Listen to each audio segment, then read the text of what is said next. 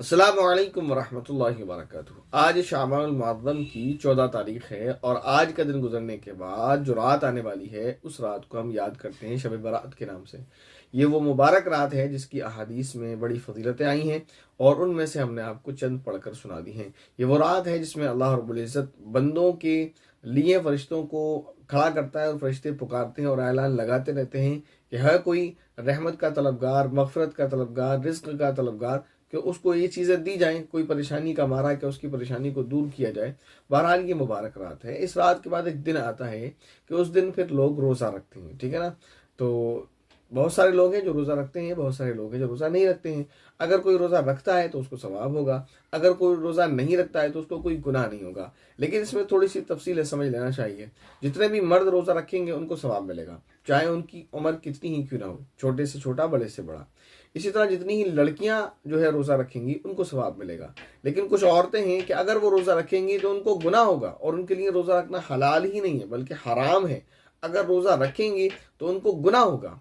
वो गुनाह क्यों होगा, वो औरतें कौन है, तो ये बात अच्छे से समझ लें। वो औरतें वो हैं जो नबी पाक सल्लल्लाहु अलैहि वसल्लम के इस फरमान की, इस हुक्म की खिलाफ वर्जी करती हैं।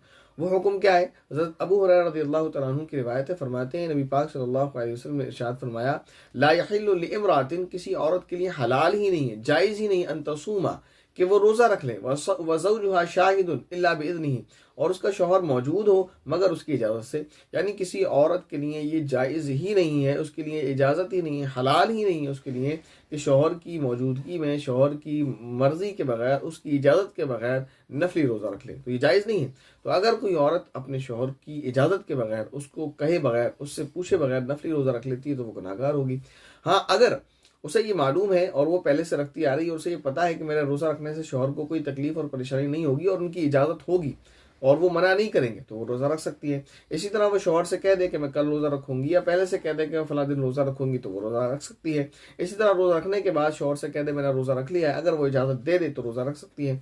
वरना शौहर की इजाज़त के बगैर, अगर शौहर को नापसंद हो और शौहर न चाहता हो, शौहर मना करता हो, उसके बावजूद अगर वो रोज़ा रखेगी तो गुनाहगार होगी। इसलिए कि नबी पाक सल्लल्लाहु अलैहि वसल्लम ने मना फरमाया। उसके लिए ज़्यादा सवाब इसमें है कि वो रोज़ा न रखे और शौहर की इताअत करे, और गुनाहगार होगी अगर वो रोज़ा रखेगी, दिन भर भूखी प्यासी रहेगी और शौहर की इताअत नहीं करेगी। तो यहाँ मसला ये है। हाँ, रमज़ान के जो रोज़े हैं उसमें शौहर की इताअत का कोई मतलब नहीं बनता है। शौहर अगर रोज़ा रखने को मना करेगा तो उसकी बात का कोई एतबार नहीं, उसकी कोई बात नहीं मानी जाएगी।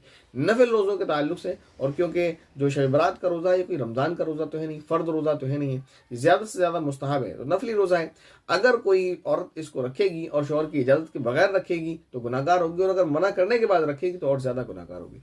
इसकी वजह यह है कि कभी भी ऐसा हो सकता है, वो शौहर है उसका, तो कभी भी उसके साथ, उस औरत के साथ ये मौका पेश आ सकता है कि शौहर को उसकी ऐसी ज़रूरत हो जिसकी वजह से रोज़ा रुकावट हो जाए, तो ये रोज़ा रखना शौहर को तकलीफ का सबब होगा, इसकी वजह से वो रोज़ा रखने से गुनाहगार होगी।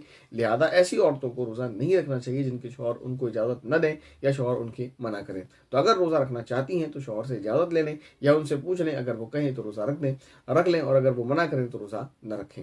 अस्सलामु अलैकुम वरहमतुल्लाहि वबरकातुहू।